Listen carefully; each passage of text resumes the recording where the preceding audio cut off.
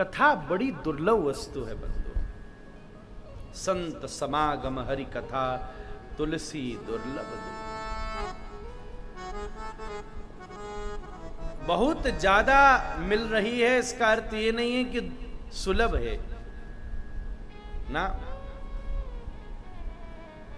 आप सांस ले रहे हो, कितनी सुलभ है। अंदर करो बाहर करो, लगभग 21,000 बार एक दिन में व्यक्ति श्वास ले रहा है। आपको पता है 21,000 बार आप लगभग श्वास ले लेते हो एक दिन में।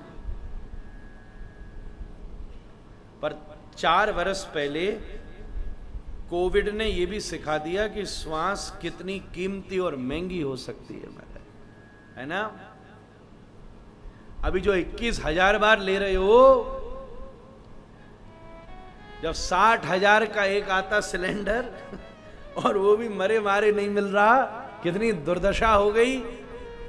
कैसा विकट प्रलयकालीन स्थिति थी भैया। भगवान दोबारा ऐसा न करे। पर उस दिन जगत को ये श्वास का महत्व बोध हुआ। ये सुलभ मिलने वाली वस्तु चाहे तो कितनी दुर्लभ हो सकती है। अरे भैया हमको फोन आ रहे थे, हमने बातचीत की है। बड़े बड़े ऐसे समर्थवान लोग, अगर उनको टाइम मिल जाए तो 150 करोड़ रुपया खर्च करके फैक्ट्री डाल दें ऑक्सीजन की। पर ऐसी विकट परिस्थिति में वो भी संपर्क ढूंढ रहे थे कि कोई साधन से महाराज घर में रख लें, 2-4 घर में रख लें। और एक तो हमारे परिचय में कितनी विकट घटना, इमरजेंसी में ऑक्सीजन चाहिए और भैया पता चला बहुत खोज के संपर्क करके लगभग 80,000 रुपया में मिला। और उससे बड़ी दुर्दशा, जब लगाया तो पता चला खाली। ओहो, अब तब पता चला। बड़े भाग्य मानुष तन पावा, तब पता चली महाराज कितने भाग्य से मनुष्य शरीर मिला है, कितने भाग्य से। उसने बता दिया, जो आप 21,000 बार अंदर और बाहर कर रहे हो ना रोज, every day from last 40 years 50 years, ये चाहे तो कितनी दुर्लभ हो सकती है। इसलिए इसकी सहजता को, इसकी सुलभता मत समझिए। ये सहज है पर सुलभ नहीं है। किसी चीज का सहज होना और किसी चीज के सुलभ होने में कठिनाई है, अलग है, बात अलग अलग है। दो भगवान सहज हैं, सुलभ नहीं है।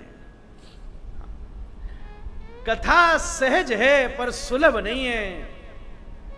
संत समागम हरि कथा तुलसी दुर्लभ दो। इसलिए सबसे पहले अगर कथा में कुछ करना है तो सावधान होकर बैठ जाइए। जैसे कथा की व्यवस्था होती है, पंडाल लगे, सोफा लगे, कुर्सी लगे, ये लगे वो लगे, ये सब तो बाहर की व्यवस्था है। पहली चीज चाहिए आप ऐसे शुद्ध आसन पर बैठें जहां आपसे किसी को और किसी से आपको कोई व्यवधान नहीं हो। महाराज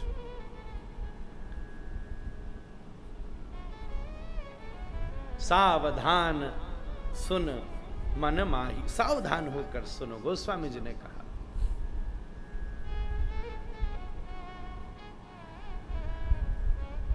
जैसे उस सुई में के छिद्र में धागा पिरोया जाता है ना, ये जो आपको कूलर और पंखा इतने सुहावने लग रहे हैं ना, अगर ये भी तेज चल रहे हो तो सुई के छेद में धागा पिरोना मुश्किल होता है। कभी किया है आपने?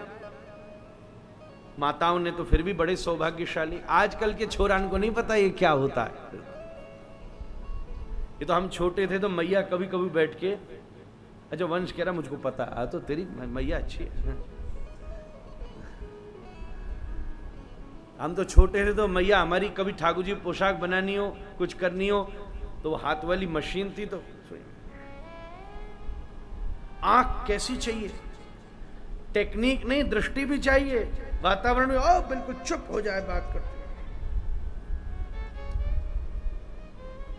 और पूरी गोसाना ने आर पार होनी चाहिए, तब जाके सुई में धागा पुरता है और पार होता है। बंधुओं, कथा में भी तो हमारी चेतना की सिलाई हो रही है महाराज। ये छिद्र ही तो है, सुई का छिद्र था, ये कान का छिद्र है। कुछ ऐसा सुनो, अगर ठीक से नहीं सुना तो चुभ सकता है। हाँ, सुई को ठीक से बिना पकड़े धागा पिरोया तो सुई चुभ सकती है। अकेली रखी सुई चुभ सकती है। चुभनी है कि सिलनी है, यह सावधानी पर ही निर्भर करती है। सुई चलाते समय असावधान रहे तो चुभ जाएगी, और सावधान रहे तो सिल जाएगी, बना जाएगी। कथा सुनते समय असावधान रहे तो बहुत कुछ चुभता है लोगों को। तो चुभने वालों की कमी है क्या? संग वालों से पूछो, हमसे लंबी कथा सुना देंगे आपको बाद में। हम तो रोज आयोजक के बीच में बैठे, किसी को ये चुभी, किसी को वो चुभी।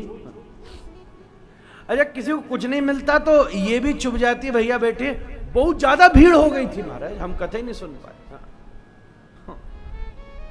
चुभने वाला इतना परेशान है कि वो यही परेशान है कि इतने ज्यादा लोग क्यों आ गए। अच्छा, और नहीं आए तो फिर इसलिए परेशान है कि लोग नहीं आए हैं। सबकी अपनी अपनी समस्या है। सावधानी से ही उस विषय का प्रबंध हो सकता है।